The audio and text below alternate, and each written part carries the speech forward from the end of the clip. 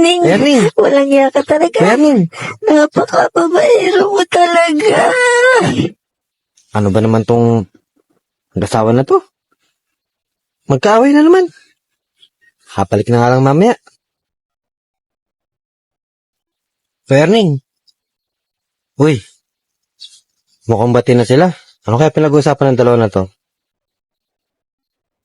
Han, pasensya ka na ha. Pangako ko sa'yo.